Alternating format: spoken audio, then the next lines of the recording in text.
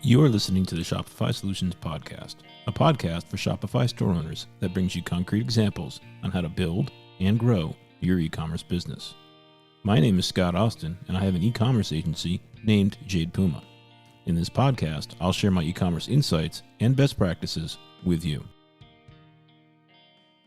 Hey, Scott Austin here, and in this week's episode, I want to talk to you about Facebook ads. But my agency doesn't help our clients with Facebook ads. We leave that to other agencies. So I'm not the expert you need to talk to about this. So instead, I went onto the internet and found the expert for you. His name is Brendan Hughes, and he's here today from Optly. Welcome, Brendan. Hey, Scott. It's great to be here. Thanks for having me on your podcast. Oh, glad to have you. Can you tell us a little bit about your experience and why we should listen to you when it comes to Facebook ads? So I've been involved in e-commerce. I'm going to say my whole life, but I grew up in a food retail business and before the internet, let's say. But for most of my working career, for 20 years plus, I've been involved in e-commerce. We all know there's two sides to that really. One is the core operations of running a great e-commerce business, and then the other side is digital marketing and marketing more generally. And I've been on both the buy side and what we call the sell side. So I've been involved in kind of buying ads for most of my career, but also in selling. And today, and for the last 4 years, we've been with Optly, and we're really trying to help in the middle, mediating between the buyers, advertisers, primarily e-commerce and Shopify stores, and the sellers, which are the big ad platforms, the Google, Facebook, TikTok, and Microsoft, etc. So, we've been working with, for the last 4 years, we're very focused on automation, and we've been working with hundreds of e-commerce brands, helping them to apply automation to help them to get better returns, because these things are live auctions. You're buying ads, essentially you're bidding 24/7. And you wouldn't leave that in the hands of the people you're buying it from generally, but we tend to, so we want to take back control a little bit. So here on the Shopify Solutions podcast, most of our audience is smaller stores and it's the store owner, right? And that's who we're talking to today. So a lot of these businesses are new, getting started, been around for a little bit of time, and they're going to be doing Facebook ads for the very first time. And what I'd like to do is walk them through a little bit of a step-by-step tutorial of how to get started with Facebook ads for the first time. So how do we know that someone wants to? How should a store know that they want to get started with Facebook ads? So when we're thinking about Facebook ads, as we know, Facebook has rebranded into Meta, and Meta now really encompasses Facebook and Instagram. There are some other channels in there, so the Messenger app as well, and then there's a thing called the Facebook Audience Network, and that are news sites and publishers will take ads from Facebook and serve them on their websites. So that gives you kind of access to people who are Facebook and Instagram users. Even when they're not on Facebook, they might be seeing an ad kind of from Facebook. So why do you want to be there? Today, about 70% of US adults are on either or both Facebook and Instagram. So there's a lot of people spending time on there. On average, they're spending between 49 minutes, I think, is the average on Facebook, and 51 minutes is the average minutes per day on Instagram. So people are spending, a chunk of time every day on there. And really, in the last maybe 5 years or so, Facebook and Instagram have been great ways for e-commerce brands to scale. So they've been very effective channels to spend money on, to find people who are in market for your product, but not necessarily searching for your product. So it's a bit like we call it a discovery channel. So it's a great place to find and discover people who are potentially going to buy your product, but they're not actively searching, not in Google or Microsoft Bing actively searching right now. So it's a great way to grow your audience. So on the Shopify side of things, that's on the Facebook side, why you should be there, which makes total sense. Your customers are there. Yeah. As a Shopify store getting started, is there a time where they should get started in Facebook ads? Is it too early? Should they be on other ad platforms first and then Facebook falls certain place in that sequencing? How should we think about it from the store owner's point of view? So what we always like to see for a store that's thinking about spending money on ads is that the store's working. Spending money on ads to bring people to a store that doesn't convert, doesn't drive sales. In essence, it'll be a waste of money. And we would often say to people who are getting started is we probably look at your Google Analytics in the first instance, or your Shopify kind of analytics, and start looking at things like your conversion rates, right? So if you, yeah, industry average conversion rates in Shopify around about 1.3, 1.4%. If you're there or thereabouts, right? If your conversion rate is north of 1%, then that's probably a good indicator that it's you can scale your store with ads. Okay. Ads probably isn't the first thing that you should do to scale your store. You need to make sure that it's converting, right? So because and so there's other things you can do, and your podcast covers a lot of those things, right? That you can be doing before you start kind of spending money on ads. There are a couple of other things that can be helpful metrics to look at. So, for example, average order value or average basket value is another interesting metric, because it does cost money, and you want that investment to be profitable when you're spending money on ads. So typically, we would think about a minimum average order value, on across the site, or maybe across certain categories that you might be kind of thinking about highlighting, of probably $75 plus. Okay, and so why do we think about that number? And again, it depends on the margin you're operating within your store. But if let's say your CPA is $15, so your cost per transaction or your cost per acquisition, let's say it's $15, then you're probably getting what we call a 5x ROAS. So for every $1 you spend in ads, you're getting a $5 in revenue that you can attribute back to that. Okay, and that's a 20% kind of cost, right, on what you're on the products you're selling. So if you have more than the 20% margin on your products, then a 5x ROAS is fine. Okay, so in Facebook and Instagram, $15 cost per acquisition is probably a good result. Okay, on average. Okay, you'll have other stores where their average kind of the product they're selling and maybe is retailing, or their average order value is $1,000, so they're happy to spend $200 to acquire a customer, because it's a less frequent purchase, etc. If your basket size is, if it's $30-$40, it's going to be hard to make this channel work for you. Okay, so it's another kind of benchmark to have in mind, that okay, by the time I manage a full funnel of investment, so awareness at top of funnel and consideration and traffic in the middle of funnel, and then these sales campaigns, I'm probably going to be spending about kind of $15 to $20 per customer. Okay, and then the third metric to keep in mind is maybe your lifetime value. So are you good at, when you acquire a customer, at generating repeat business from them, either through ads, and it'll be very cost effective because you already have their data and that you can feed into the ad channels, and we can talk about that later. But ideally through SMS marketing and email marketing, and just that relationship marketing that you're doing, because the most expensive thing you can do is acquire a customer. But if you can generate repeat purchases from that customer once you've acquired them, then the payback is much better. So you're less concerned about your return on ad spend. You're more concerned about your, what we call your marketing efficiency ratio, which is your total sales, as a ratio to your ad spend. So, okay, I'll stop there. Probably too many numbers and acronyms that I'm trying to get. But the numbers and acronyms are really important here, right? Yeah. So, let's talk with the first acronym was CPA, which is cost per acquisition. And the way the Shopify store owner needs to think about that is that's what they're going to pay to Facebook to get a conversion. You said $15 is really good, which means it's normally higher than that for most people. Yes, it can be. Yeah. Yeah. And then ROAS, return on ad spend, is if you get that $15, if you acquire that customer for $15, how much money do you make off of them? Right. Yes. Yes. And that a ROAS of 5 means it would be 5 times that 15, so you make $75 off of them. And there's two ways you can come up with that $75 number. One is from the order value, the AOV, the average order value, if you only are selling one product to a customer.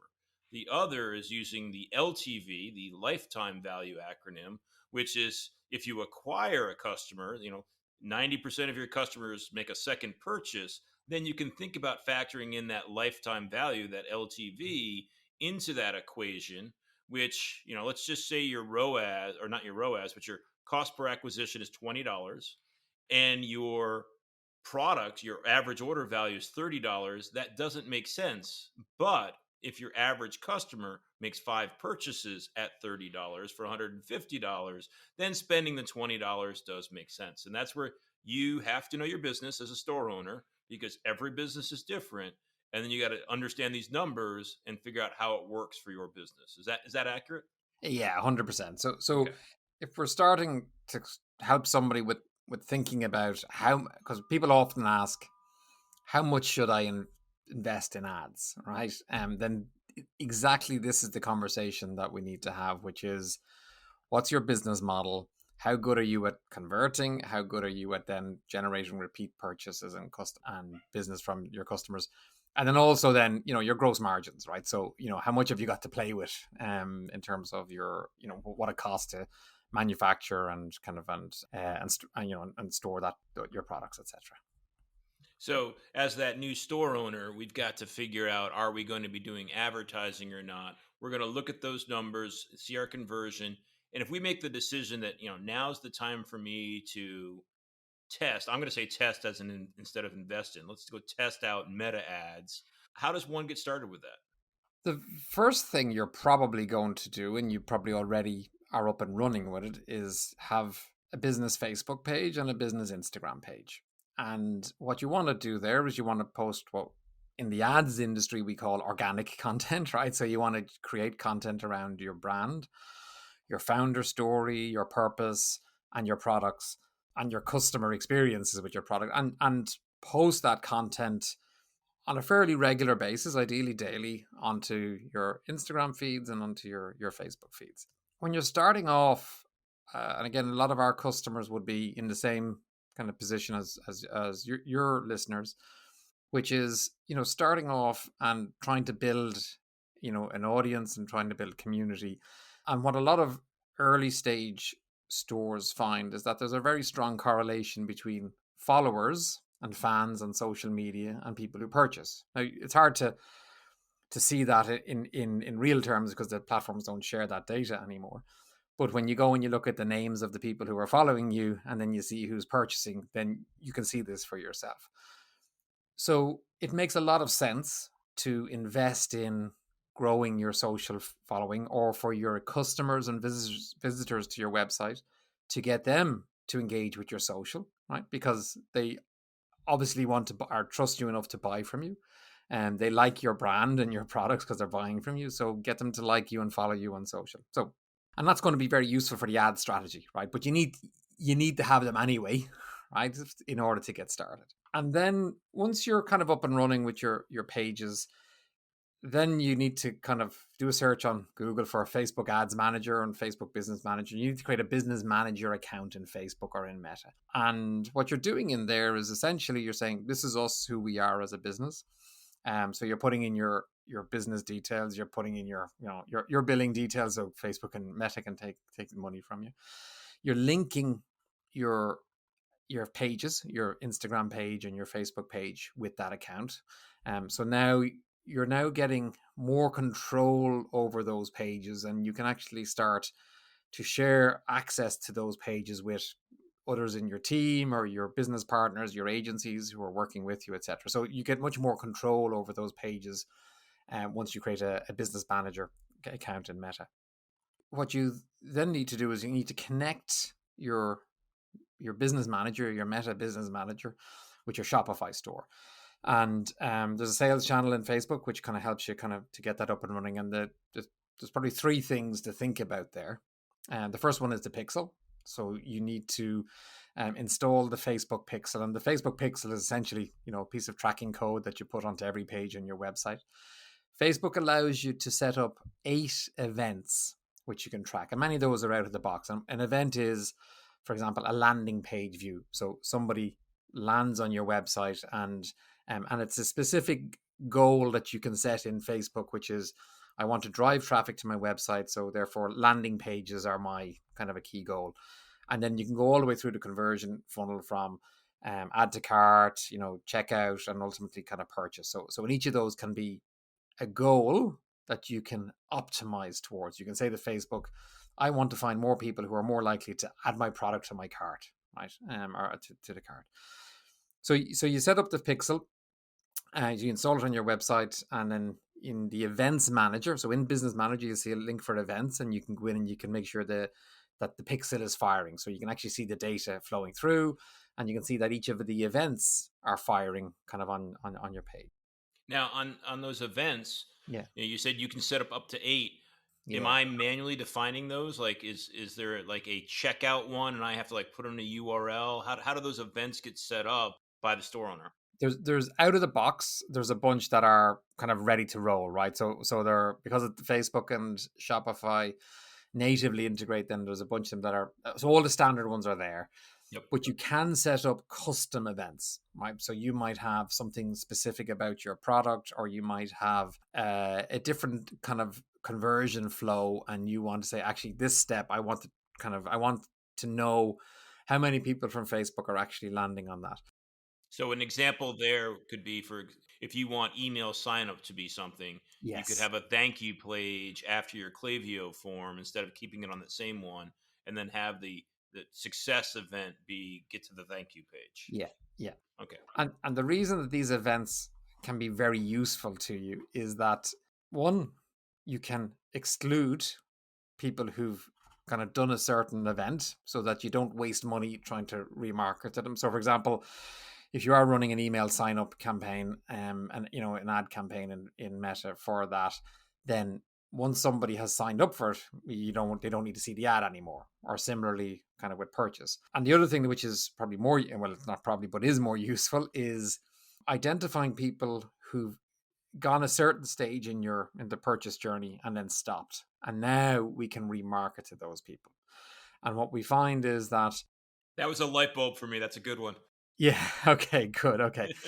So one of the most useful ones is the add to cart, right? So people who've added to cart but haven't completed the purchase, right? So we know a few things about these people. We know that they've got high purchase intent because they've picked the product and they've added to the cart. And we know they haven't purchased. We know what product. So in particular, Meta knows what product they added to the cart. Okay, and we'll go on to we'll talk about the catalog integration in a minute, right? So what that means then is you can now develop a specific campaign for those people, showing them the product dynamically that they added to the cart, or the number of products, and Facebook figures that bit out for us. But you can also then have, for example, an additional incentive. So somebody's added to the cart, and maybe in the first phase of your remarketing to them, you can say, look, hey, you've left a product in the cart, click here to complete the purchase. And we know that works very well in email. And you can also phase that, because maybe 2 or 3 days later they still haven't completed the purchase. Then maybe you want to put an incentive on top of that, right, and now drive conversions through. That's probably the most value, is remarketing to people based on what they haven't done, and then excluding people who've done something you wanted them to do, right? So they're the two great ways. And sorry, the third kind of great use from the pixel is building lookalike audiences. Okay, so a lookalike audience, so it goes in percentages, right? So a 1% lookalike audience is 1% of the population, of the US population, who Facebook deems to have similar behaviors and attitudes and interests to your audience, to people who have been fired by your pixel. So you could say, I want to build a lookalike audience based on people who visited my website, okay? Or you could say, I want to build a lookalike audience based on people who've bought from me, right? So further down the kind of the purchase journey. That's a great place to start expanding your audience, right? So one thing is obviously remarketing to people who visited you, and the pixel is great for that. Now you want to go a bit broader, and you want to find people who Facebook thinks might be interested in buying from me. How can Facebook do this? And they don't do it just on the basis of what people are doing in Facebook or Instagram. The Facebook pixel pretty much is on every e-commerce website across the globe, right? But particularly across kind of the Western world, because everybody's playing the same game, and everyone's wants to kind of find more people from Facebook and etc. So Facebook has all of that data, right, about what are the other sites, the other e-commerce stores that this person is visiting, What are they in market now for this type of product in this category? And all of that feeds into the Facebook algorithms, and it can be very, very effective. And we all see this in our day-to-day lives where, you might be on one of your devices and search for something, and then on another one of your devices, all of a sudden either YouTube videos related to that are showing up or ads Yes, are showing up. And yes, we yes, all see this everywhere, and you get to tap into that power yes. as Yeah. a Facebook or Meta advertiser. Yeah, and it is, and it's very powerful and very useful, and it's fun testing it. Because I'm going to buy a pair of sneakers, and I haven't looked for sneakers in, let's say, in 6 months, and then I go onto the Adidas store, and all of a sudden my Instagram feed is just full of you know exactly what is going on, right? So 12 seconds later. Yep. It's amazing how effective it is. yeah. So look, one of the problems with the Pixel, as we all know, is that the cookie is in trouble. So the Facebook Pixel is essentially a third-party pixel or cookie tracker on your site. Yep. So the second thing that you need to do in getting set up with Shopify is to install what Facebook calls the conversion API. And that's essentially, in their technical languages, essentially server to server tracking. So instead of using and relying on the pixel, and many people will be blocking pixels, and then we know that from 2024, the Chrome browser will be completely blocking third-party pixels. What the conversion API does, it takes data from when somebody purchases or takes action on your store, and it's using the Shopify pixel, which is a first party pixel. So it's a pixel that your store effectively owns. And it's tracking your behaviors over several sessions, right? And when somebody purchases or they take an action on your website, then that's been sent not through the pixel tracker, but from your Shopify store server to Facebook server. And that's helping to close the loop. So what Shopify recommends is that you use both. You use the pixel, and then you also connect the conversion API, and that's going to give you the best chance to get a full picture of the customers and the shoppers who are on your store. How does one connect the conversion API? That sounds technical, or is it just an app? No, so thankfully, Shopify and Facebook have made that relatively easy. So again, when you install the Facebook sales channel, there's a step-by-step guide in there to get the pixel going, get the conversion API. It's a few clicks. You don't need a developer to do anything. So thankfully they've made that simple. The third thing, and this can sometimes create some challenges, but there is a native integration, is your catalog, right? So you want to get your Shopify catalog, and you want to have that in what's called Commerce Manager, right? In Facebook and in your Business Manager. Now, why do you want to do that? Okay, so first one is what we talked about a few minutes ago, which was that remarketing to a customer with the product that they were looking at on your website or were interested in or added to the basket. So Facebook, once you connect your catalog in Shopify with Facebook, then if you set up what's called a dynamic product ad, and you're remarketing with that, then the next time somebody's in Instagram or Facebook, they haven't made that purchase, then they'll see that product, the one of that they were interested in. And the second thing you can do then is so that's remarketing. The other type of thing you can do from an ads perspective is what we call prospecting. So you can potentially go out to your lookalike audience and say, hey, Facebook, here's my product catalog. Please put the relevant products in front of people you think are going to be interested in my products. Okay. And again, you're letting Facebook do its magic, right? Or let its algorithms run. And it won't be as effective as your remarketing campaigns because people have demonstrated clear purchase intent around a specific product. But it is interesting, and it's definitely worth testing if you're getting started. And the third one on your catalog, which is very interesting and very worth doing also to support your organic strategy, is creating Facebook shops and Instagram shops. Okay, and this is free services from Facebook and Instagram. And what that allows you to do is when somebody goes to your Facebook page or Instagram page, they see the shops button, and they can essentially browse your catalog, and you can create collections.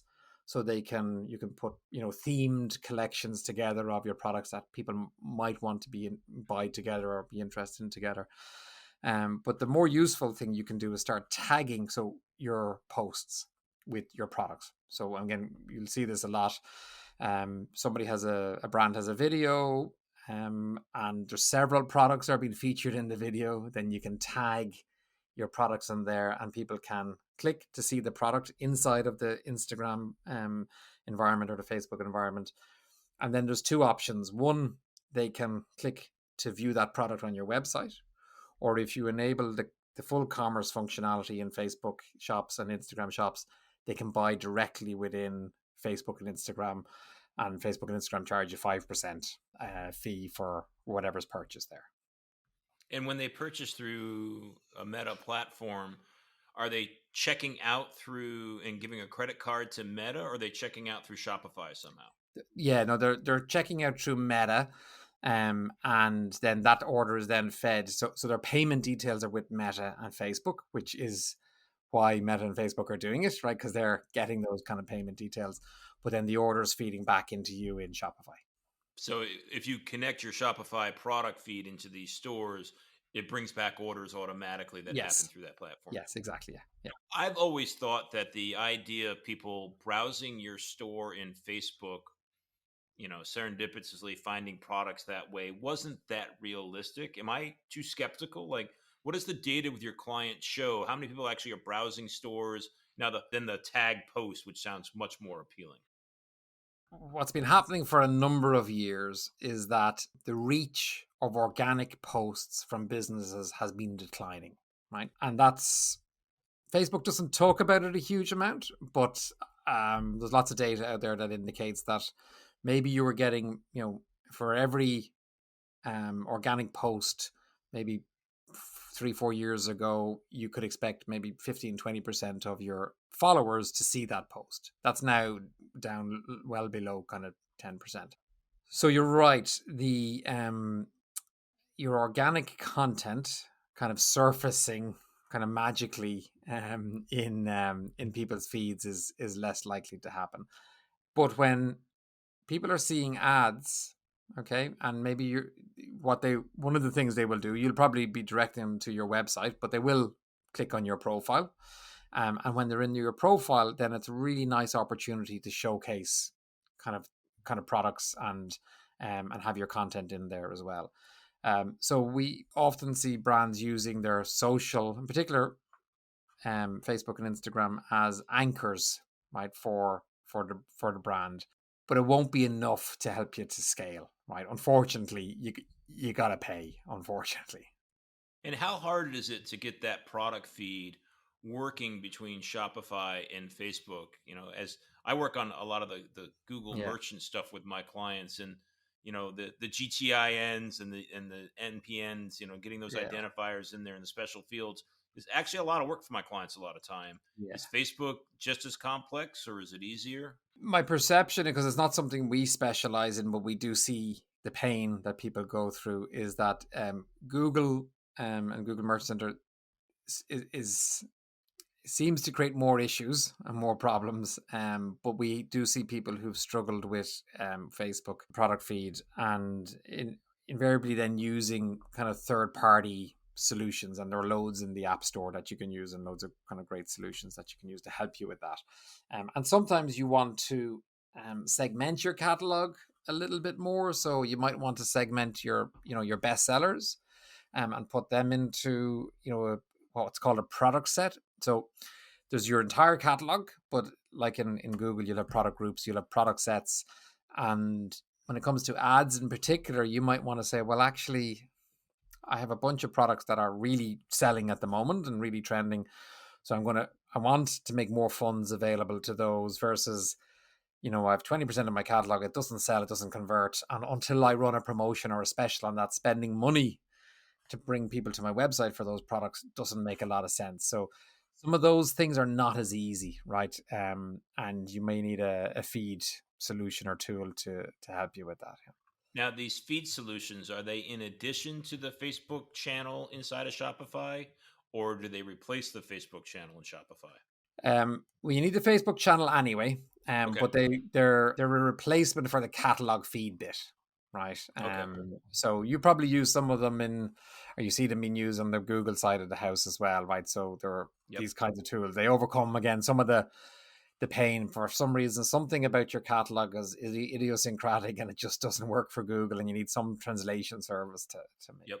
Well, and I think the key is to let store owners know, like, because a lot of people start this and they do it themselves for the first time, and all the frustrations you guys are feeling, those are real, and everybody else has the exact same ones. It's not you, it's the system. Yes, yes, yeah. And look, as we know, there's lots of great help out there. So if you search further, you go to the Shopify community, probably somebody else has had the same problem. And you're right, it's rarely you. So we've got that feed set up. Yeah. We're doing all the stuff in Facebook. Are we now ready to start doing advertising, or are there more steps we got to go through? From a technical setup, we're probably ready to go. Okay.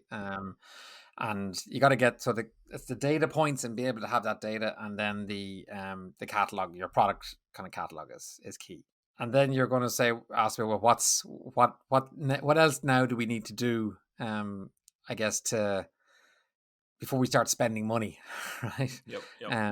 And one of the things that's worth thinking about up front is what we call creative, right?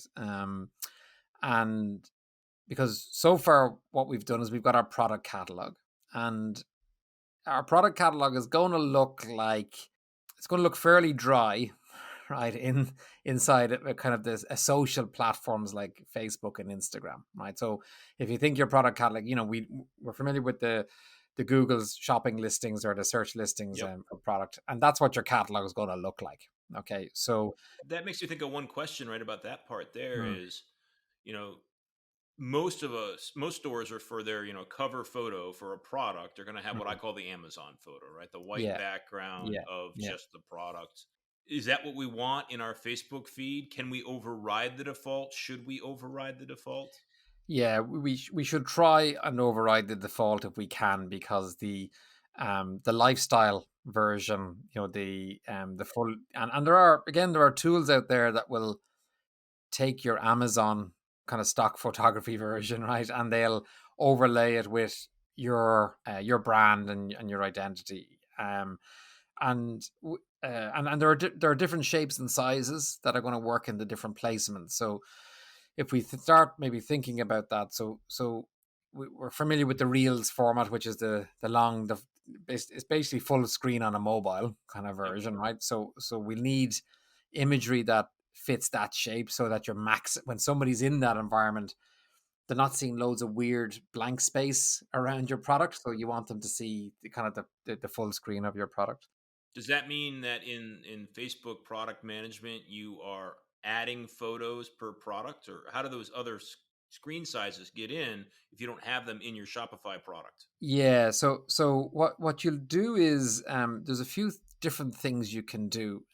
So typically when we're creating ads, we're deploying those different versions, okay? And then we're typically overlaying product imagery into those ads on top of those kind of let's call them more full lifestyle kind of versions. And we can also overlay our product on top of video, so you get this kind of lovely carousel that appears at the bottom of a video with the products that are featured in the video. And in either catalog manager, you can add additional products in there. Okay, so you can add kind of different variants in there. When we talk about creative, what we want to do is, in addition to the product catalog, we now need to do what we might call a very high level storytelling, right? So if we're remarketing to people who've been to our website, then what we were going to start to want to think about is putting key messages perhaps into the imagery. Okay, so if we have for example, if we have an incentive or a discount that we want to people to be thinking about, then yes, it'll appear in the text. So with Facebook, you get the option to put image, video, and then you have text, and you have different levels of text. You've got a headline text and you've got kind of description text, right, that you can see.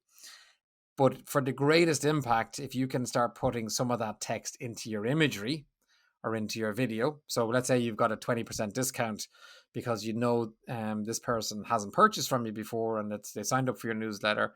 You now want to give them a 20% discount off their first purchase. Then kind of having that hidden in the text is going to, have less impact than if you can have that in the imagery. And that's for our what we call the lower funnel, which is, hey, I want people to buy and I've got a strong incentive for them to buy. Or maybe I've got, a buy one, get one free offer, whatever it might be. You want to kind of create content that has that in the imagery. And that goes all the way up to what we call, let's say, the top of funnel, which is we're going out and we're going to probably broader audiences. So we're not necessarily remarketing to people who already know us. Maybe we're going to these lookalike audiences. So we're going to people who've never heard of our brand, and we're asking Facebook to find people who might be interested in our product. And we've got to do a bit more storytelling, right? So what really works at that stage of the customer journey is probably 15-second video. So a short form video. Anything longer, Facebook doesn't really optimize for. It only allows you to optimize for a maximum of 15 seconds, which makes our lives easy because you can, I don't have to create 60-second videos. I got to create 15-second videos. And they work best in those, what we call the story format. So the long format for Reels and for Facebook. And there's a structure to those, right? If you look around at most e-commerce stores have figured this out, that there's a story format that works, or a structure, a framework that works for these types of video ads. And I kind of break it down into kind of 4 parts. So the first part is the hook, right? So that first 1 second of your ad, well, we've got a lot of work to do in that 1 second, because nobody wants to see ads, right? And nobody's scrolling through their feed saying, "Oh, I wonder what the next ad is going to be," right? They kind of want to avoid them if they can. So in that 1 second, we're not talking about ourselves. We're usually talking about the problem we're solving. So we're usually creating some kind of awareness or engagement, and it's usually trying to be quite emotional, because that's the kind of space that people are in when they're kind of flicking through their feed. And then, because we know that the vast majority of people don't watch more than 1.5 to 2 seconds of video, right, before they scroll through, and there's, again, loads of data points on this, then within the second, we're trying to introduce our brand. And very often what you'll see is brands not putting their full logo up, but if they'll use their brand in words, and as part of that, they'll talk about how their core proposition solves the problem we just heard about in that first 1 second. And you might think this is all very fast, but if you look at increasingly at video ads in the Instagram world, and then you jump across to TikTok, you realize, wow, this stuff is actually getting faster and faster, and we're trying to do in 2 seconds what we probably did in TV in 30 seconds, right, or 60-second ads. Because again, all the data shows that. I'm laughing because I just in my head just had, "And thus comes the downfall of civilization," pop into my head, right? But be that as it may, it's the reality we live in today. It is. Unfortunately, it is. And look, what it means is, even if people aren't staying longer, and most people, so work on the assumption that the vast majority of people won't watch more than 2 seconds of your ad, right? Then what have you achieved in 2 seconds is you've had the problem you solve, or your hook, or your kind of like, the needs or that you satisfy, or the desire that you fulfill, whatever it is, that's been kind of, you've had that moment of resonance with somebody. And before they've completely swiped off, they've maybe seen your brand and your proposition, right? So you've just started something right now. Yep.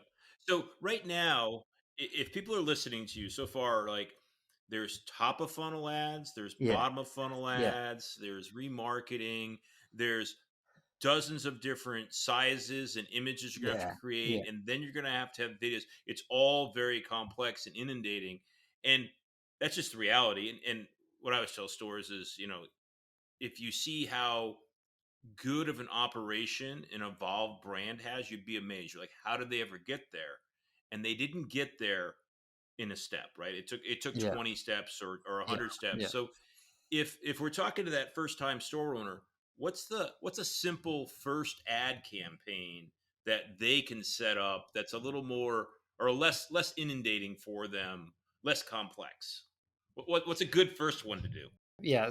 I know I kind of got stuck there on creative, and I think my conclusion I wanted to make there is that don't not invest with either an in-house designer or somebody around your organization who can put creative together, because it's somewhere between 50 and 70% of your total impact will come from creative.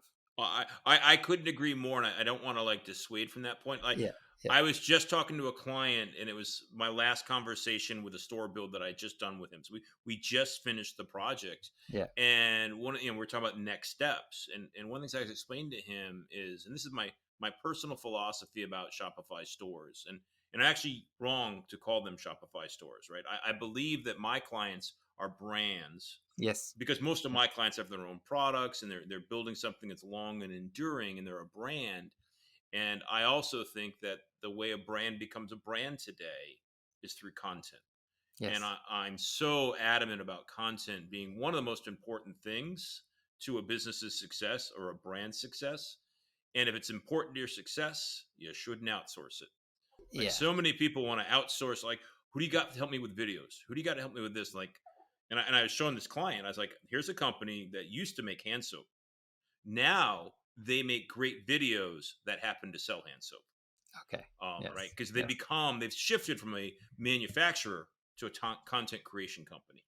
Yes. And as a Yes. brand, I think you're going to have to be a content creation company. Yeah. Yeah. So that's that destination. That's our North Star for these aspiring Shopify stores who are getting to Facebook ads for the first time. But this is their first ad. What can we do for them there?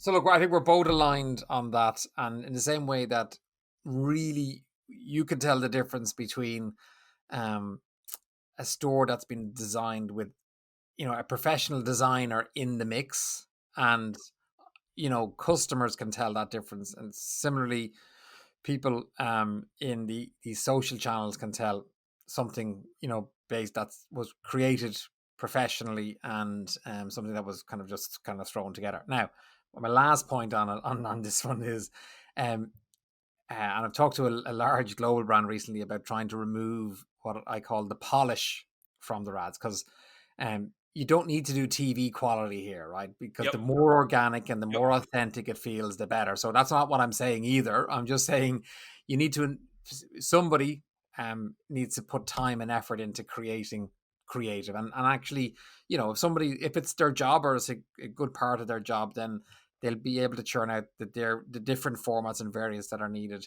And then you'll start to figure out, actually, I didn't need all of the variants because only some of them work for me, others don't work, etc. Right. So let's go back to the first ad.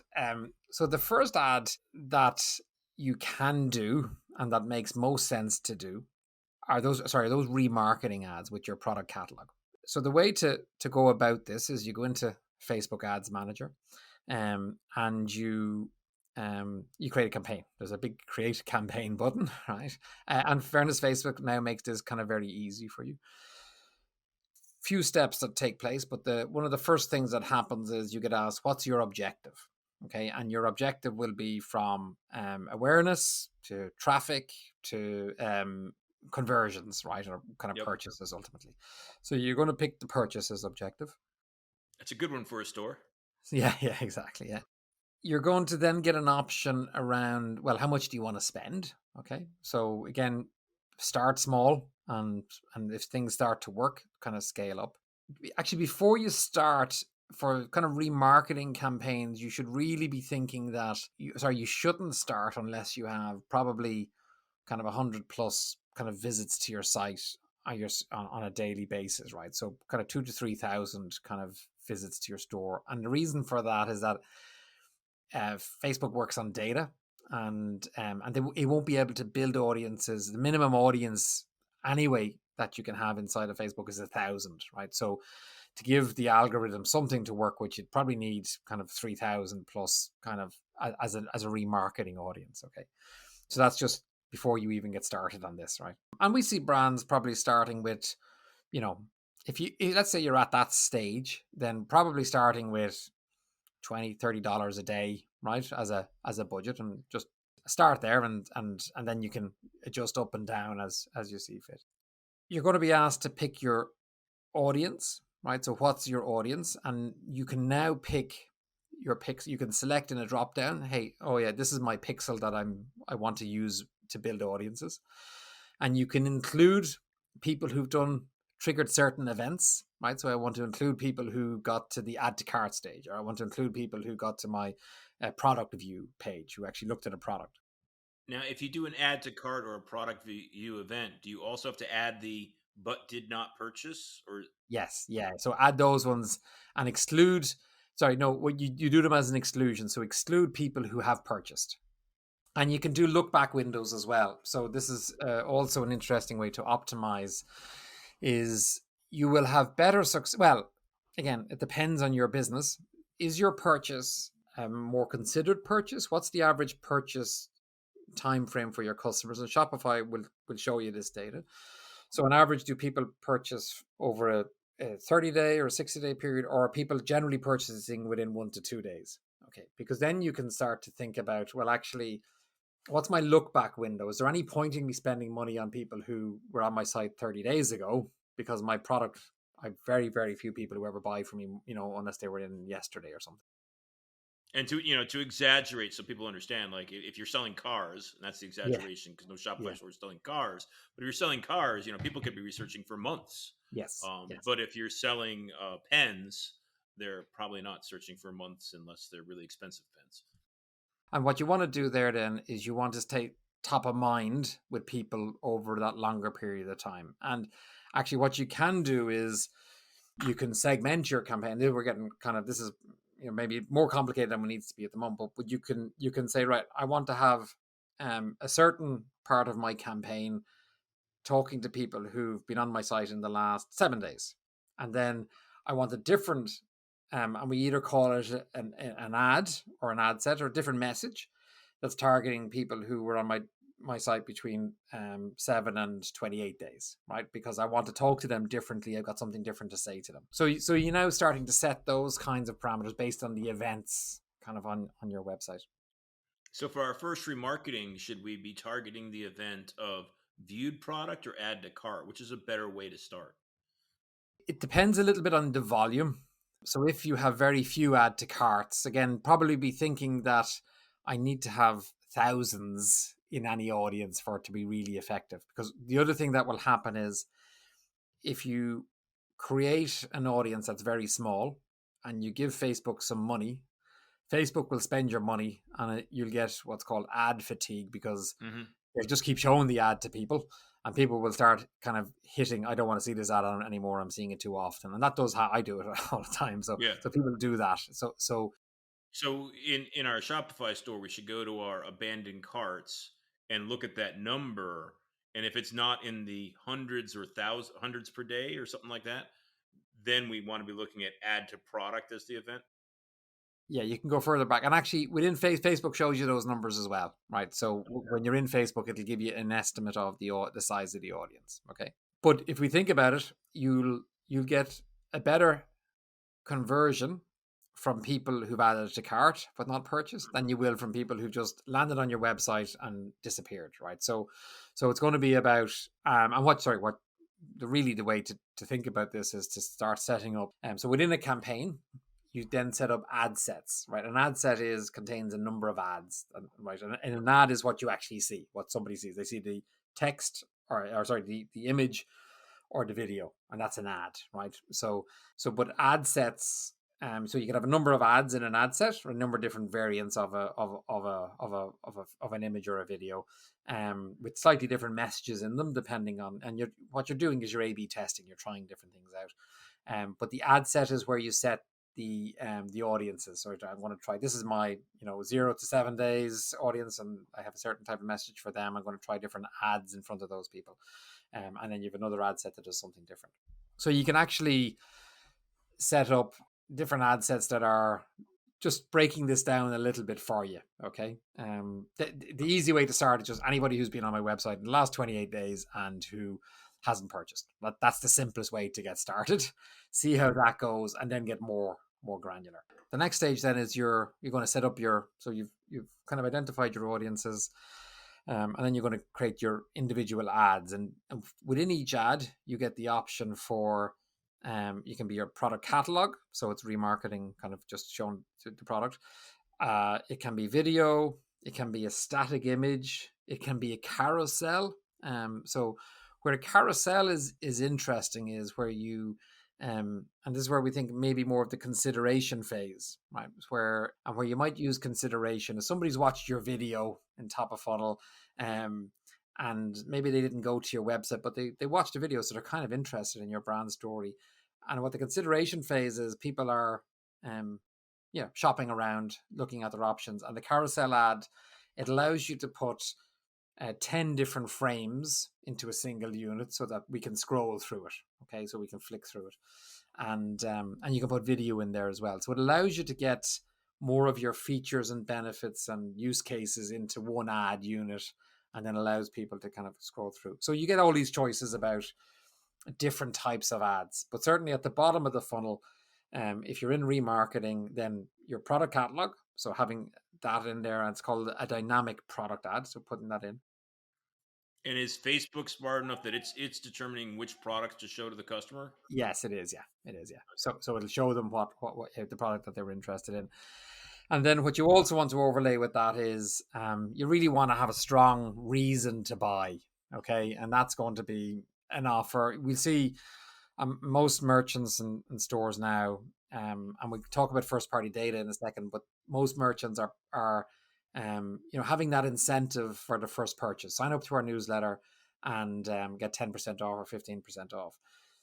And what is very useful to do is to take that offer for all of those people who've signed up and put that into your ads, right? Because they got the email, but now they're also going to see that offer. Hey, I've signed up for their newsletter, and now next time I'm on Instagram or Facebook, oh, there's my 15% discount, right? And there's the product I was interested in, right? So just reinforcing what you're doing in email in the ads. And sometimes people say, oh, well, why would I spend money on that? Because I'm sending them an email. And look, we all know with marketing and advertising, the more places you can be in front of people, the better. And when this is very cost effective, because what you're doing is you're buying audience. You're not buying keywords, right? You're not bidding against others for a keyword. You're actually, Scott's seeing dozens of ads every day, right? So you're just getting into the mix of, hey, I'm showing him this audience member, kind of one of my ads. So it's actually very cost effective. So remarketing is the most cost effective way to spend money on ads, in essence. I agree there, because you're talking to your customers, right? You're saying, Yeah. hey, these are my customers, Facebook. I Yes. want to talk to them on your platform because Yes. they're not on my platform right now. Yes. So Yes. Yes. you're continuing that conversation. And I like thinking about that relationship between a store and a customer as a conversation. Yeah. And you're just saying, hey, you just signed up. Don't forget, we got lots of great things, 15% off. Here you go. Yeah. So that you're giving somebody, they're in principle interested in your product, but you're giving them a reason or a hook. And if you can make either, time bound, hey, this offer is only available today or this week or whatever, then all those usual tactics that we know work in sales, right? In retail, kind of we apply. Now, if we're doing an offer, let's say they're not an email sign up. So that someone Yeah. came to our website and we want to give them 15% off for their first purchase through Yeah. a Facebook ad. How do we actually do that? Is that a Shopify discount? Is that a Facebook discount? Where's that 15% thing happening? Yeah, that's a Shopify discount. The smartest way I've seen people doing this is, so you set up your Shopify, your discount in the back end. You may decide that it's not the first thing I show somebody when they next see an ad, right? Because you might decide, well, actually, this ecosystem will figure out, hey, I just wait and get my discount, right? Because I couldn't find one when I was on the site, and now I'm going to get a discount. So, but what you might do is it might be the second bite of the cherry. So it might be on day 3 or 4, then they're now seeing kind of that. I've seen solutions that when they click on that ad, then the strip at the top, right, shows them, hey, this is the ad you saw on Instagram a minute ago, and it follows them through the site, right? So there are apps that you can install that make that user journey very easy, because the hard bit on this is, I've seen an ad which is 15 off, on a coupon, right? And I just left Instagram and I can't, what was that code again? And Yeah. so if you can bring that coupon with them on the journey. So you have a landing page in Shopify specific for that ad, You right? can, And that yes, that continues that conversation, right? And that's yes, why if you think about that relationship with this visitor, potential customer, as a conversation, there's nothing worse than when you're walking down the street and your neighbor says, "Hey, Scott, how you doing? Why don't you go over for a beer?" And you go over mm, and knock on their door for a beer, and they're like, "What are you doing here?" And that's yeah, exactly what we do to yeah, most it of our is, ad customers, yeah, yeah, where yeah, we see them out and about on the street and we say, "Hey, come on over for a beer."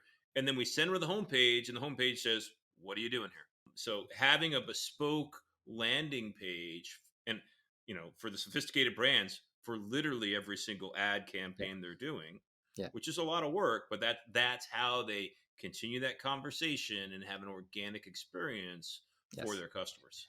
And the data will show you that when we measured in bounce rate, bounce rate being, how many people landed on your web page and then exited straight away, right? So a high bounce rate is bad, right? And when you do that, when you tailor the landing page to what they saw in the ad, and it's the visual as well as the message, Yep.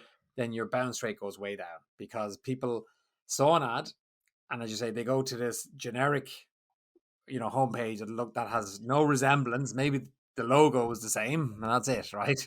They can't see any of the other messaging or tone of voice or anything that they saw. So you're right. Like, it's a lot of work, but it works, right? So, Yes. and again, there are tools out there and apps that will dynamically, create those landing pages for you. But you don't need those to get started, right? You can do that. So, and you're right. I loved your analogy. Actually, I'm going to use that one. I'm going to steal that one if you don't mind. Feel But free. yeah, but we spend all this money trying to grab attention on the street, and then as you say, they walk into your store or up to your front door, and then you're just like, what? No, I don't know Who what are you're you? talking about. Like Yeah, it's bizarre how we do it. Like, yeah, but you'll notice those elegant brands that we all love, right? yeah, And the ones whose ads you see everywhere, they yeah, don't do that. And that's that cause and effect. It's a virtuous circle kind of thing yes, where the really successful brands have conversations and have that consistency and think about that experience and every single step of it along the way. yeah, And that's how they got to be so rich and successful. yes, But you also have to be rich and successful to have the time and energy to do that kind of thing. So you just got to start doing it small, yeah, think it through, and then yeah, do it more and more and more. But it's that thinking of all the steps of that customer experience and making those cohesive makes that difference you're talking about. You see in the bounce rates are drastically lower when people put that thought behind things. yeah, yeah, And I loved your two examples of it's not just the copy, but it's also the imagery.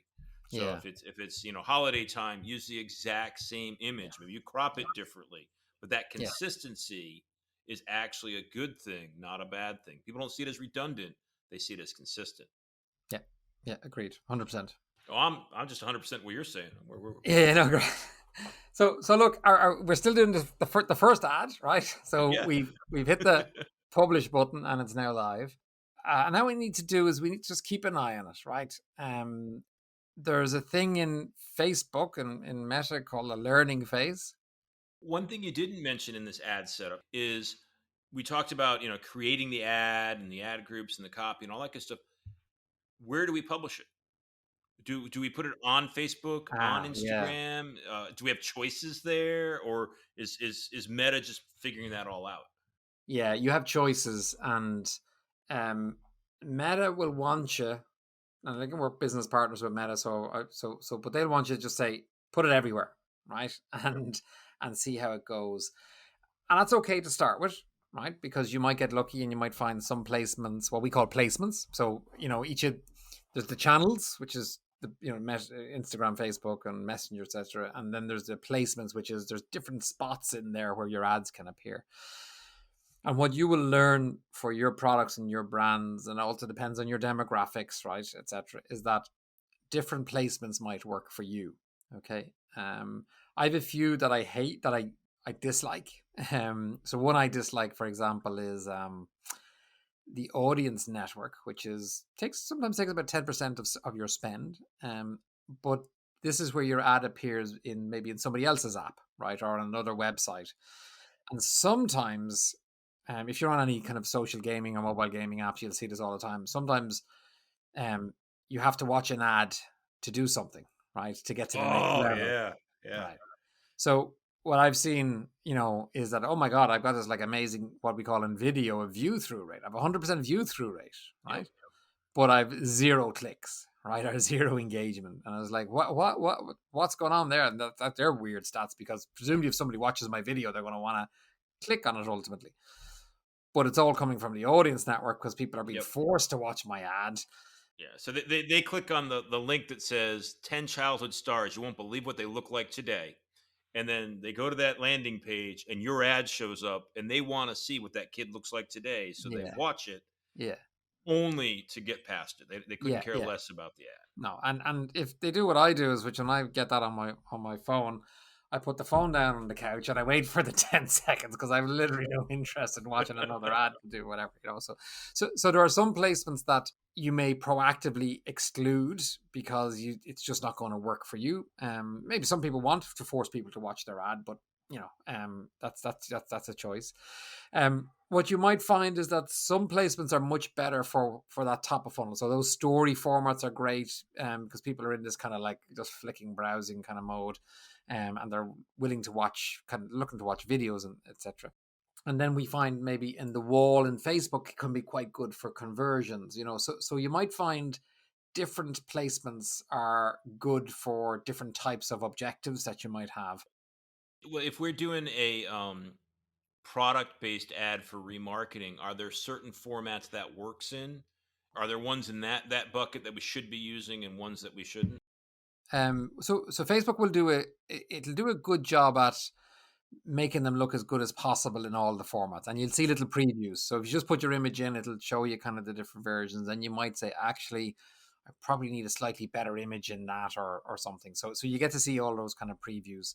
But what you want to do is maybe launch with, you know, all of them initially, and then you'll be able to see in your reports, you'll be able to see a breakdown of by placement and by channel. So you might find, actually, well, actually Facebook works for me and Instagram doesn't work for me. I didn't think about that, and or certain places in Facebook and Instagram work better for me. And you start excluding, so you can switch off kind of different placements, and ramp up your investment in other placements. So go So yes, broad to start and then yeah, refine yeah. based on data. Yeah, exactly. Yeah, because if you're seeing opportunities, and this is what you then get into. Then is, you let your campaign settle for a couple of days. Facebook needs 50 conversion points now. So this is where sometimes we set goals a little bit further back the funnel. So, for example, um if you're not going to get 50 sales in the first few days, right, from Facebook, then what you might want to try is change the objective to add to carts. Okay. So, okay, I'm not getting purchases, so I'm not getting a ROAS, a return on ad spend, in terms of revenue being generated, because it's not happening. And you need to give Facebook data. If it doesn't have data, it can't really do much for you. It'll spend your money, but you mightn't get results. Okay. Well, and if we work the math on that, right? You had said before that a ROAS of 50 or a cost per acquisition of 15 is really good. So let's just say it's going to be higher than that. Let's say 20. Yeah. And we had also talked about maybe just start doing a $20 a day spend. That Yeah. actually means that when it's all working well, you're Yeah. getting one conversion per day. Yeah. But it's got to work well before it can get to that one conversion. Yeah. So, Yeah. that's a great example of why you might want to not have that conversion be the goal and have it up the funnel a step or two. Exactly. And then, especially if you're launching from scratch, because Facebook's, doesn't have any data on you, and it's also a reason not to kind of restart campaigns all the time. Sometimes people kind of just start lots and lots of campaigns. Oh, that one didn't work, I'll start another one. You're resetting this learning phase all the time for Facebook, and it operates within a campaign structure, is where the learning happens. So when you create a new campaign, then you're kickstarting another learning phase, etc. So just think about that as well. And it's also why we might segment your product catalog a bit, is that if there's if you've got products that Facebook's showing and nobody's buying them, then Facebook has zero data, right? Whereas if you have products, let's say, and the Pareto principle, the 80-20 rule, in nearly every e-commerce store that I work with applies, which 20% of our products deliver 75 to 80% of our revenue. Okay. So if you focus your investment and what you're giving, so if you do segment your catalog just on and only have those in a product set or a product group, then there's volume, right? So they're going to sell. Facebook's going to have data, and therefore Facebook will be able to use that data to find more people who might buy them. So it's its own kind of flywheel effect in essence. And whereas if Facebook has, let's say you have a catalog of 1,000 products, and only 200 of those are actually driving volume, Facebook's trying to see if there's any traction with the other 800, and probably wasting a lot of money right on those other products. So and on a catalog, you'd like to see a catalog with probably at least 40 to 50 products in it, right? So if you go too small, then there's very little for Facebook to work with. So if you can segment your catalog a little bit and try and prioritize your top sellers, then that can just help you when you're getting started. Yep. Yep. So data is a huge problem for new ads or in new stores because they have to have the volume of customers on their store that the Facebook pixel has information, and they've got to have the volume of customers going through the ads process and clicking and viewing and all Yeah. that kind of stuff. And Yeah. so it's a really hard problem for a small store with small volume. Can it Yeah. be solved with money? Just say, oh, make my ad spend $1 million, or is that just going to make it worse? So where you might want to start with this then is you might want to just go steps further back the funnel. Okay. So let's work on some imaginary numbers that probably aren't too far from reality. But if a cost per purchase or cost per acquisition is, let's say, $15, then a cost per click is probably about 15 to 20 cent. Okay. Yep. And then a cost per video view is probably 1.5 to 2 cent, right? So you're talking about factors of 10 or whatever each time, or 100 in the first instance, right? So if you, let's imagine, actually you're not getting kind of even much traffic to your website, then let's go back a step and let's do some let's run a traffic campaign. Yep. Use a what's called a landing page views objective. So it's not just a click, because you'll see this in all the ad channels, but somebody clicks on a link from an ad, and then they go to your website. But if they bounce within like a millisecond, oh, I don't want to do that, then it registers as a click, but they never actually went to your website. Whereas a landing page view, they have to actually have sat on your website for at least a second, right? So you run a landing page views objective, and maybe you're going to those kind of slightly, now if you don't have lookalike audiences to work with, so you don't have 2,000 to 3,000 people that you can build an audience from, then start doing some kind of interest based kind of targeting. So and you can go through Facebook and find people who are interested in other Facebook or Instagram pages that are in the same space as you, or you can pick obviously demographics, age, gender, location. Can you remarket off of your customers or your competitors?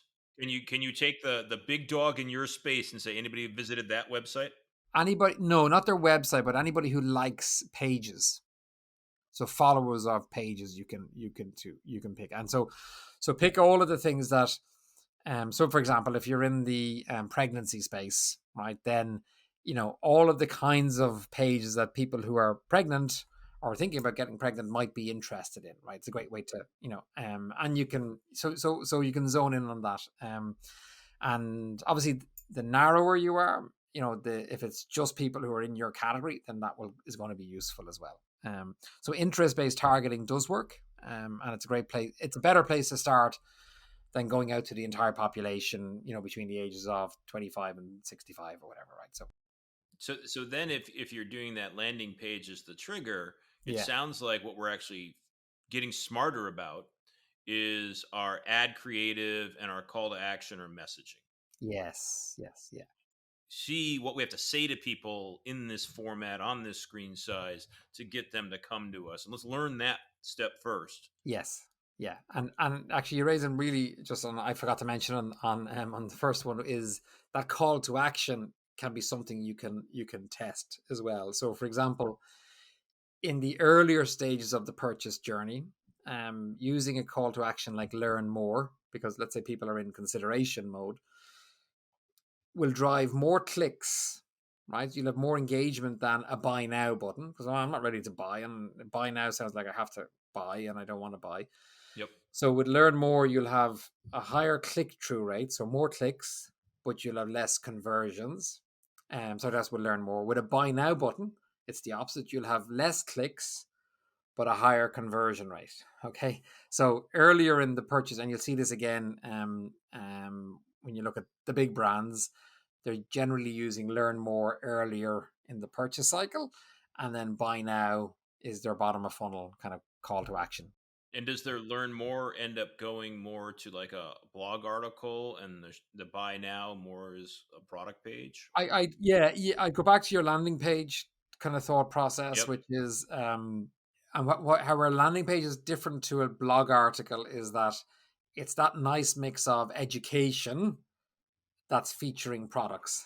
Yep. Okay, typically, so it will have the very big call to action to buy ultimately, right? Yep. Yep. Um, but it is, you've more space and more real estate to highlight features and benefits and have product video in there, etc. Right? Yeah. Well, any store that I build, every article is going to be a really good call to action to buy products. Okay, right, yeah, Now that's fair not enough. built into the store by default. You know, you Yeah, got to customize our themes, but we spend a lot of time making sections to promote products on blog articles. But you know, I totally get your point. In the landing page, you want to make sure that you're fulfilling the promise you made, learn more, yes, but also guiding them to the next step in that process, which is learn more, become more smart about this decision making process you have to do for this product. And now let's make a decision on which product you want. yes, yeah, exactly, yeah. No, if you're doing, we can chat later, but I'd love to see some of your blog articles. But yes, in principle, it should be where you take people, but very often they do a bad job of selling as well. Right? Yes, Yeah, yes, yeah, yes. And that's actually article templates are not that good, unfortunately, inside of our themes. But in sections anywhere in Online Store 2.0, right, you yeah, can add any section you want. yeah, So of for a course. lot of stores, what I actually make is a section that promotes products, which that's easy to do. But what I do is I tie that to article meta fields. So you add the section to your template, and then it only shows up if the article meta field, which is a product selector, has one or more products selected. So it's easy to go inside that article right to the meta fields, which are pinned, and just say select products and pick the 1, 2, 3, 4, 5 you want to promote on that blog article. So Brilliant, I perfect. think Yeah, great. Yeah. I think themes will have that in the future built in by default. But right now, it's a custom section you got to build. Okay, sounds good. Sounds good. So we got this first remarketing campaign up. We've got it flowing. We've been talking about the problems you're going to run across, which Hmm. are many, and I'm glad we covered those. But let's say that works well. How do you Yeah. know that works well? Like what are Ah, metrics we should be looking at, and what are good ranges? What are bad ranges? okay. There's a bunch of things that we can look at. So conversion rate, sorry, well, let's say click through rate is a first good one. So and if this is your first ad, then you don't have a benchmark, right? But Yep. Yep. if let's say, hard to say, right, what, across the industry, but let's say 2% click through rate would be, yeah, okay, grand, right? So for every 100 people who see my ad, two of them are clicking through. Okay. So If I don't know if you can hear that right now, but my Chewy Yeah, is yeah. just sneezing like you would. It's adorable to listen to. So if people are listening to the podcast right now, like, what the hell? I don't know if you could hear it in the microphone or not because We he's right could in my hear it a bit. lap. That's my little 4 pound chihuahua, and he just sneezed like 3 or 4 times, and the last one was just hysterical. But sorry That's about that. brilliant, You're brilliant. talking about metrics there. I was talking about click through rates. A click through rate, certainly, if your audience is engaged, right? If you've got the right audience and you've got a relevant message, then you should be expecting high click through rates. And anything kind of around 10% or higher is going to be solid, right? So Yep. 10% of people who see this ad are clicking through, which means you've got the right audience and you've got a relevant message. It's resonating kind of with them. For But the remarketing people on this first campaign, yeah, So it sounds like the range is going to be between 2 and 10. Yeah, They should 10, expect. 2 and So 10 plus, and yeah, somewhere in yeah, there is where you're going to probably be yep. to start with. Okay. So if you got a 1%, you got problems. Let's go back to that creative thing we talked about Yeah, before. exactly. Yeah. So that's a good metric. Conversion rate then is another nice metric. So if your store conversion rate is, let's say, 1.5%, then you would expect that the conversion rate from your ads, from your remarketing ads, is higher. It should be kind of 2, 3, 4 times higher than your average, because you're now talking to people who um, have engaged with you, and this is not their first time engaging with you. So Now, are we looking at Facebook's conversion metrics, Google Analytics, or Shopify's? Facebook. Okay. Yeah. So what you want to see is, of the people who've clicked on your ad, how many transactions kind of happened on the back of those clicks. Yep. Okay. You can also look at that in. Unfortunately, Google Analytics doesn't do a great job of reporting on Facebook, and Shopify. It's a conversation for another day, but you need to have UTM tagging, so Yep. tracking setup and parameters on your Yep. ads in order for Shopify kind of to work well there. So if you stick with Facebook, you might distrust the data, but if you look at the comparative data between campaigns and trends over time, then it'll give you a good steer, right? So The way I describe that, you might mistrust the data thing, is every platform overvalues itself, and that's okay. So Facebook's going to overreport, Klaviyo's going to overreport, everybody else is going to overreport, but they all overreport. But it's directional, right? It's yes, directionally accurate. yes, So yeah, don't worry about the nuances of, hey, I've got 5 traffic sources and the total traffic I get is 125% of what I actually have. yeah, That's natural. Don't sweat it. It's okay, yeah. right? I'd like to say differently, but I'm a believer that there's not going to be a perfect solution. So it's almost, we could waste a lot of energy and money in trying to Yeah. find one. So I think your guidance is, hey, look, it's directional. Use it on that basis is just a better approach overall, right? Okay. So conversion rate, and again, if you think about what your benchmark might be for your conversion rate, is if you're targeting people who've added to cart, and let's say your add to cart, so people who've added to cart to purchase, if that conversion rate for you, let's say that's at 15%, right? Then that's probably your benchmark for your remarketing campaigns, right? So because you're now talking to people who've added to cart and not gone back. So you should be aiming to get to there. So again, it's going to depend on which audiences you're using, but conversion rate is a good metric to see. So I'm getting great click throughs on this, and I'm getting a good conversion rate. And then the last one that we obviously look at is return on ads. So well, just two, they're one side of each other, which is either CPA or return on ad spend, ROAS. Yep. And Facebook will, you'll be able to customize your columns, and they'll show you these data points. Okay. Again, what would be interesting is to look at those when you're running across different types of campaigns. Am I getting some campaigns with a higher ROAS, which ultimately is going to be average order value, right? So actually, this, for some reason, this campaign and the audience I've chosen here, tends to spend more. That's interesting.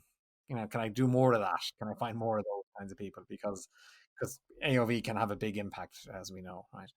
Um, so you're looking at, yeah. When I'm sorry, the last metric that you're going to look at is a thing called frequency, right? And this can be a negative. And what frequency is, how many times have people seen my ad? And if that's too high, then what starts to happen is people say, I'm seeing this ad too frequently, and they start blocking you, and you start getting negative marks in the Facebook world, right? And what frequency is, it's a divider of the number of people, what's called reach inside of Meta, divided by into the number of impressions, right? So, we run into problems with these remarketing campaigns on frequency, and somewhere, right, on a weekly basis, between 4 and 10 is kind of, somewhere in there is too much, right? So I think once you hit above 10, then I think everyone's agreed, that's probably too high. Okay. And so I've had lots of discussions with people. Some people think, well, 4 is too high, right? So somewhere in there is the truth, and it's hard to, Facebook will never tell us, right? But somewhere you start to run into trouble. So what you need to do there's 2 things you can do is um, swap out, or sorry, add in more creative variants, so more ads, right, into your campaign, because then the frequency will reduce, right, because they're seeing different versions of it. And or if you can make your audience bigger. Well, your third is probably the question I'm going to ask is what about reducing ad spend? Yeah, that was the third one. Yeah, exactly. Okay, yeah. Yeah. So the problem with reducing ad spend is that will have the most kind of straightforward impact. But let's imagine you're getting a 6 or 10x ROAS. This thing is working for you, and that's a campaign you want to scale up. So you want to spend more money because you know that for every dollar you spend, you're getting 10 times return on ad spend. So now the question is, okay, can I add more? Really, actually, the ultimate question: can I add more people in here? Right? Can I find more people to put into this pot because it's working? It's working. Yeah, the only reason I asked on the decreased ad spend because on this remarketing, we can't increase the audience Yeah. unless we're bringing more people to our site somehow. So, Yeah. Yeah. on that first campaign, if they're not getting a good ROAS and not getting a lot of conversions, and there's a high frequency, well, you're saturating there. So Yeah. then in that situation, pull that knob of spend less Yeah. ads while also bringing more people to the site through other methods. Yeah, yeah. And if I can get a plug-in, we have a Shopify app, and that's what it does. It helps you spot times when it's time to reduce your spend or increase your spend. So because it's really important, because you can waste a lot of money with stuff Oh, like, for nice. example, on ROAS is really interesting, because if your ROAS is going down, right, you're going from like a 6 to a 5, then that means you could have spent less and got the same result, right? I got the same amount of revenue. Um, and if it's because of frequency, then the right thing to do is actually to reduce your spend. Okay. But on the other side, if you're getting a ROAS of 8 or 9 and the audience and your frequency is low, okay, you're getting maybe a 1 or 2 frequency in the last 7 days, then that's an opportunity to scale up. What we've got this multi-dimensional problem of all these ads, different creatives, different placements, different calls to action. You got different metrics you're measuring on them of frequency, impressions, click through, and conversion. And that's a nightmare for people to manage. And I guess is what Optly does is like your app helps you make those decisions, or does it help you track when you should make those decisions? Yeah, it a little bit of both. So you connect your ad accounts into Shopify, so it all sits within the Shopify environment, and we surface what we call opportunities, right? So every morning, the algorithms run overnight, because you have a full Okay. day's data, and it says, hey, there's an opportunity in this campaign, and we're primarily focused on the money management, right? The ad spend management. There's an opportunity to scale it, or there's an opportunity it's disimproving, so actually you're wasting possibly some spend here, and you'd be better off spending that somewhere else. So reduce your spend. But what it does is, as a secondary thing, then is that, oh, and by the way, here's some other things you probably could do to fix this, right? And it'll be talking about creatives and audiences and kind of catalogs and things like that. It'll be highlighting things to do. Some of those humans have to do, right? So I need to go and find more creative. Okay, I need to go and think about my audience strategy. Yep. So it's hard for the machines to do that. That's what Facebook does well, right? But what we'll do is we'll highlight, hey, the quick hit here is tweak your budget, and then the secondary things. Then while you're saving some money, or maybe you're scaling up, then do some of these other things as well. And one of the things to say on budget is our app was designed a little bit for, and I don't mean this in a negative way, but maybe there's probably a better phrase for it, but trigger happy people, right? So, some of our clients, are early users of the app, maybe are in 2 or 3 times a day on looking at campaigns and kind of really trying to manage them, micromanage them, and you got to let them breathe a little bit. And and in fact, if you change your budget in Facebook, by more than around, well, if you hit the 20% mark, so let's say your daily budget is is $20 a day. And if you put that up to $24, then there's a good chance you're going to trigger the learning phase, right? So it goes into learning mode again. None of us are fully sure what that actually does. Does it disimprove performance? But it starts to scare everybody. So what Facebook is saying, look, don't be doing too much tinkering here, right? Because you made a dramatic change. We're going to reset the algorithm and start kind of trying to figure things out again, and you don't want that happening. So what we do in our app, and what we suggest obviously to people is, yes, do make kind of regular changes, but make somewhere between 5 and 15%. So I sometimes call what we do is a bit like a trading desk kind of for ad campaigns across different platforms. It's identifying opportunities that are getting surfaced to you, and then you're making small incremental changes, and you're just capturing opportunities, and therefore you're not going too far in any direction, right? And one, resetting learning phases, or two, you increase your budget too much on a campaign that's doing well, you might increase your frequency, and then your ROAS starts to go down. So that's not a good thing either. So if you think about it again, the reason for just a focus on this is that one of the biggest negatives around the industry, and I'm saying this because I'm in the industry, and it adds huge amount of value to us all, but everybody is incentivized for you to spend more.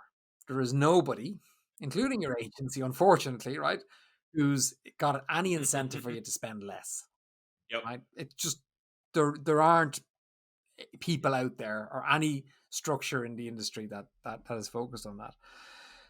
So we charge based on the number of platforms you've got connected. So, and people need to diversify. So that's how we're going to make money, right? Is you connect more platforms like Facebook, Google, TikTok, etc. Then we learn some more money.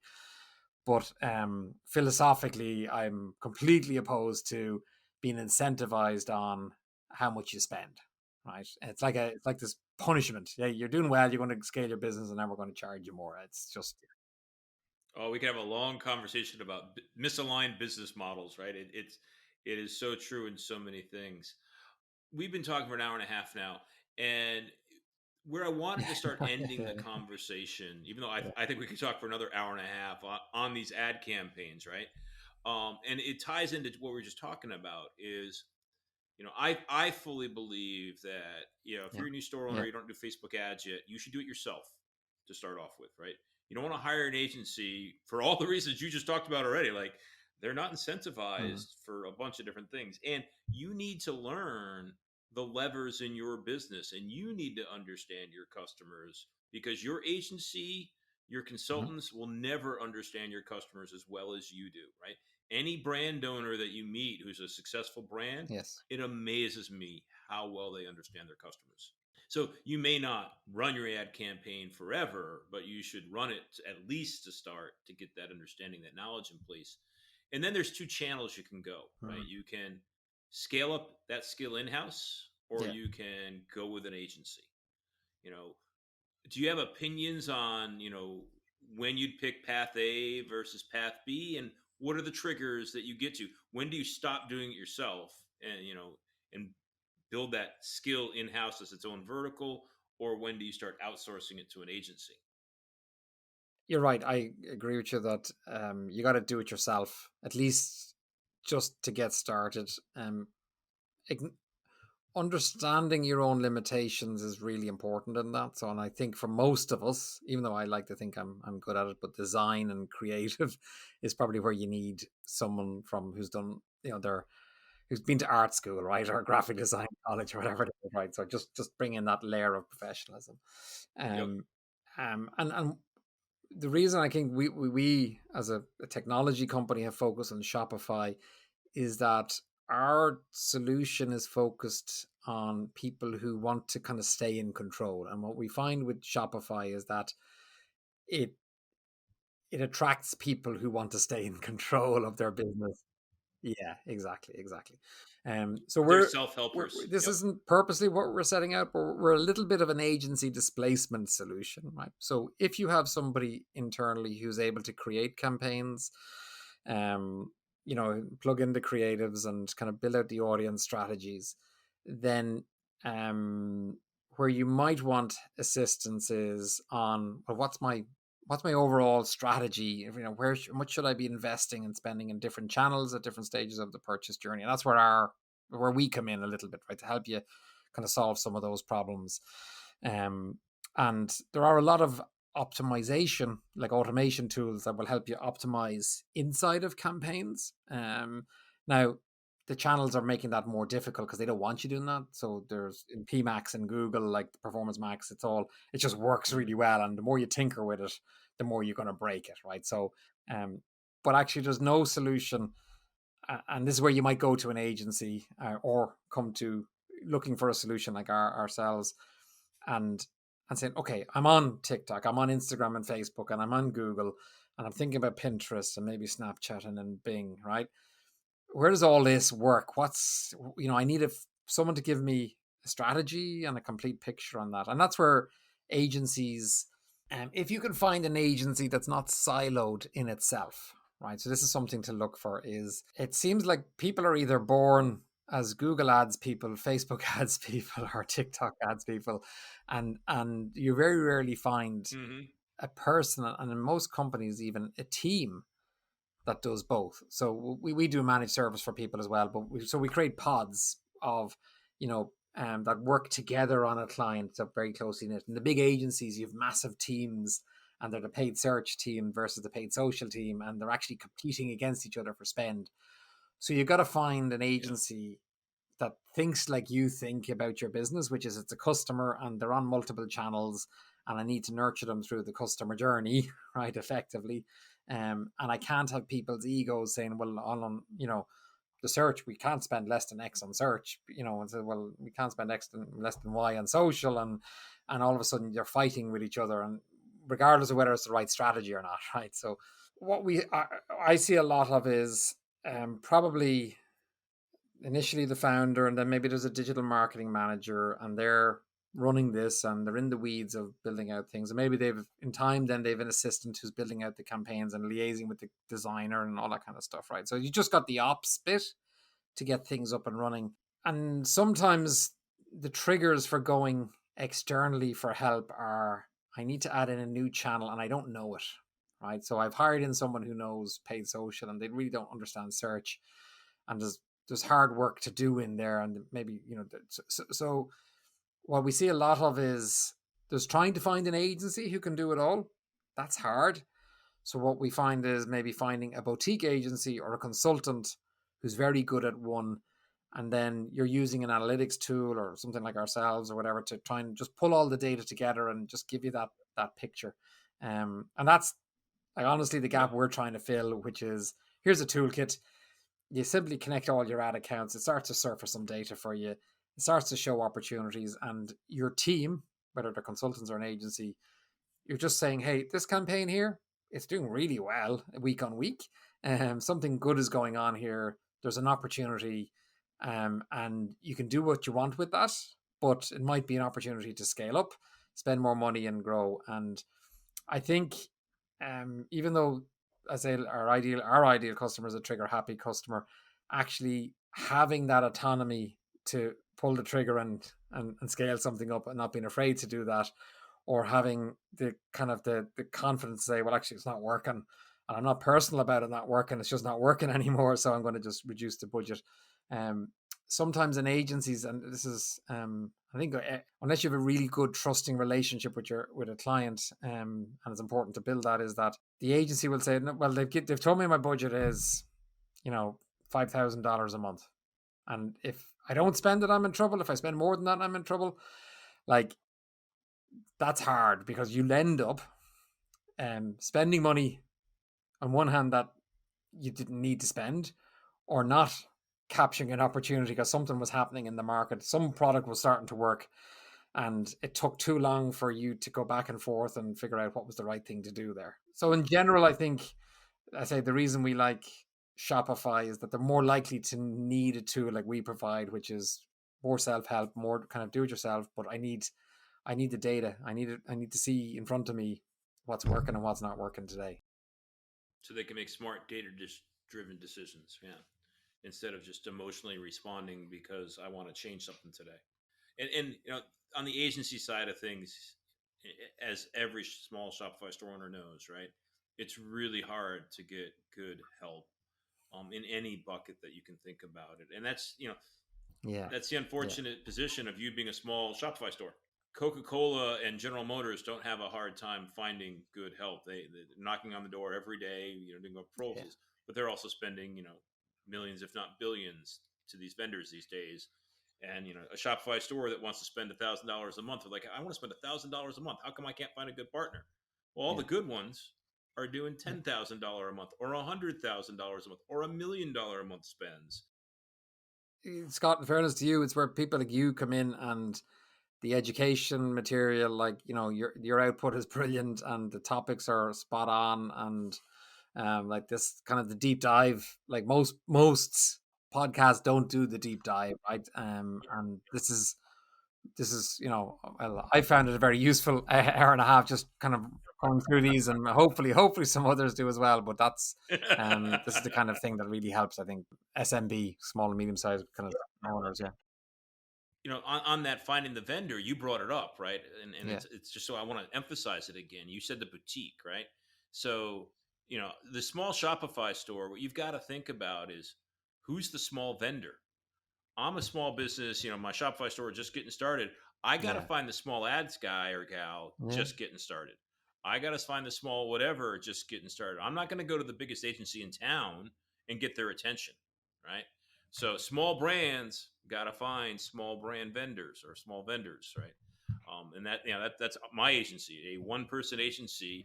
Most of my clients I get on the call with, I'm talking Yeah. to the one person at the company, sometimes three or four, but I'm not talking to a company that's a public corporation, or and I've actually had it before. Like I had a Fortune 500 company as the client, and every meeting was me and literally Yeah. 10 of their team, and it was like, this just isn't going to work, Yeah. guys. Yeah. Right?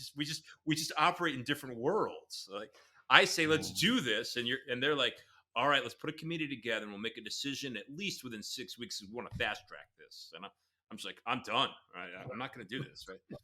So small brands, it's Yeah. just you find other small brands. It's hard to find a vendor, right? As a small Shopify store, whether it's an agency for ads or anything else, or Yeah. someone for photography, all that stuff, it's just hard. There's no secret sauce. But I love when you Yeah. said the boutique, like that just made me think small, and that's like the secret trick for these people when they start looking to Yeah. outsource some of that help is don't Yeah. go to the Yeah. big guys, find the small ones and interview them, of course, talk to them, and that personal Yeah. side of relationship becomes so important, like you were talking about building that relationship.